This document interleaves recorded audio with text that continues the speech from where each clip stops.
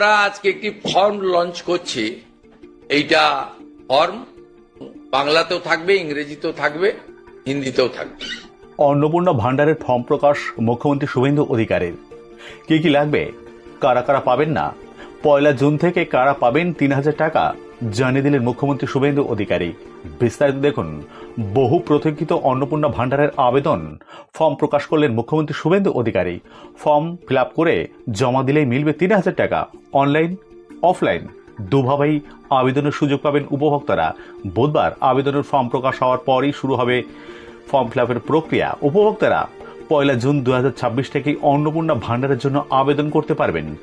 আগামী 90 দিন ধরে চলবে প্রক্রিয়া। অন্নপূর্ণা ভান্ডারের জন্য উপভোক্তাদের ব্যাংক অ্যাকাউন্টের সঙ্গে আধার লিঙ্ক করাতে হবে, অর্থাৎ ডিবিটি লিঙ্ক থাকা বাধ্যতামূলক। এদিন মুখ্যমন্ত্রী জানান, অন্নপূর্ণা যোজনা চালু করব এবং উপযুক্ত ব্যক্তিরা অর্থাৎ মহিলারা তারা 1,500-এর বদলে 3,000 টাকা করে পাবেন। প্রথম ক্যাবিনেটে এটা মঞ্জুরি দেওয়া হয়েছে এবং আমাদের প্রাথমিক ধারণা ছিল যে লক্ষ্মীর ভান্ডারের প্রাপকদের তালিকাটা ভেরিফাইড, মূলত অভারতীয়দের,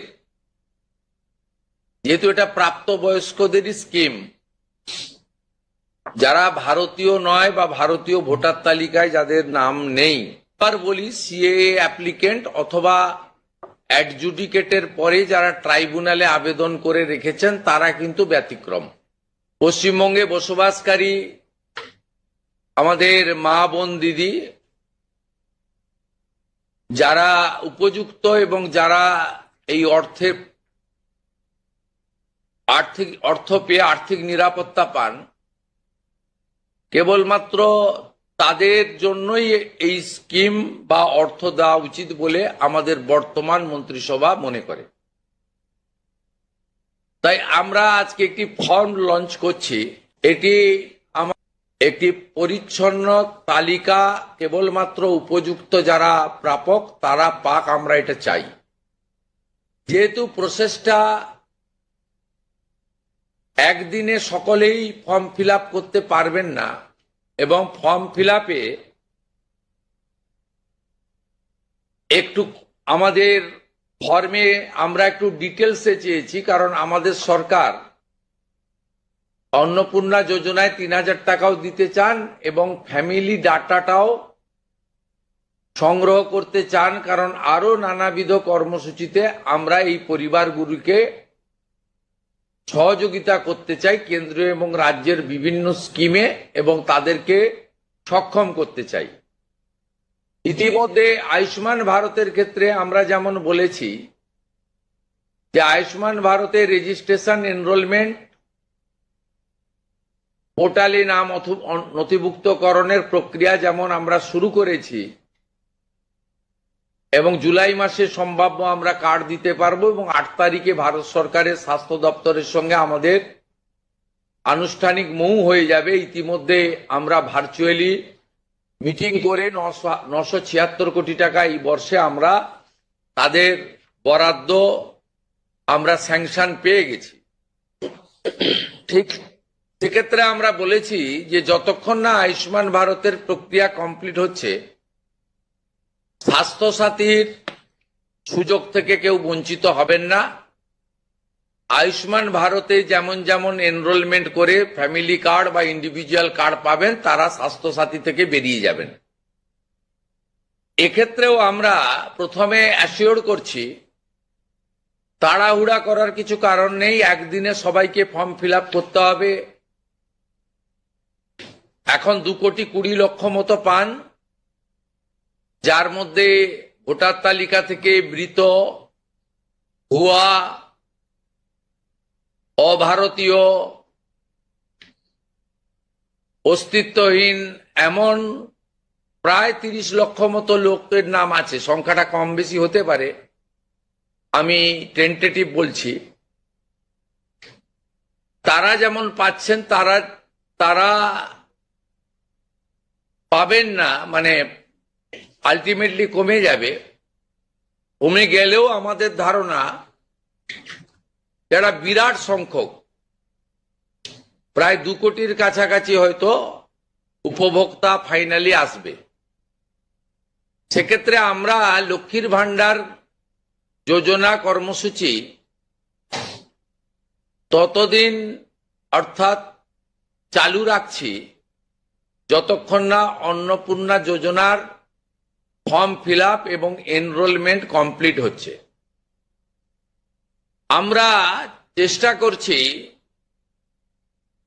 আগামী 2 তারিখের মধ্যে যারা এনরোলমেন্ট করতে পারবেন, আগামী বুধবার আমাদের ক্যাবিনেটের মিটিং এর পরে আমরা ডিবিটির মাধ্যমে ট্রান্সফার করে দেব। প্রথম কার্যক্ষেত্রে 1 তারিখ থেকেই বেনিফিটেড হবে তারা, জুন মাসের। কিন্তু যেহেতু এনরোলমেন্ট করতে হবে সেই জন্য আমরা আরো 2 দিন হাতে নিয়ে 3 তারিখে আমরা আপনাদের জানিয়ে দেব।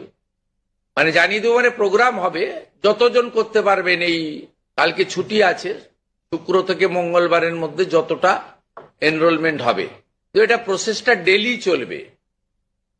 যেমন যেমন এনরোলমেন্ট হয়ে যাবে, ভেরিফিকেশন হয়ে যাবে, তারা অটোমেটিক কোর্সে লক্ষ্মীর ভান্ডার থেকে অন্নপূর্ণা যোজনায় চলে যাবেন এবং লক্ষ্মীর ভান্ডার তাদের অফ হয়ে যাবে।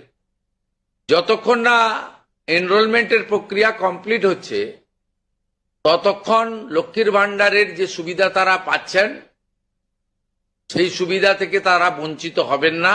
মানবিক সরকারের এটাই প্রতিশ্রুতি। তাই একদিনে সবাইকে ফর্ম ফিল আপ করতে হবে, লাইনে দাঁড়াতে হবে, হুড়োহুড়ি করতে হবে, সব কাজ ফেলে আজকেই না করলে কালকে বঞ্চিত হব, এটা নয়। এটা একটা পার্মানেন্ট আপনাদেরকে বেনিফিট সরকার দিচ্ছে তার নিজস্ব কোষাগারের অর্থ। তাই আপনাদেরও সহযোগিতা এবং ধৈর্য এবং পুরো প্রক্রিয়ায় এই ব্যবস্থার সঙ্গে আপনারা করবেন। আমরা আপাতত 1 জুন থেকে, কাল থেকেই শুরু হচ্ছে, কিন্তু 1 জুন থেকে 90 দিন এই প্রক্রিয়াটা চালাবো। কিভাবে হবে? অনলাইনে হবে, অফলাইনেও হবে।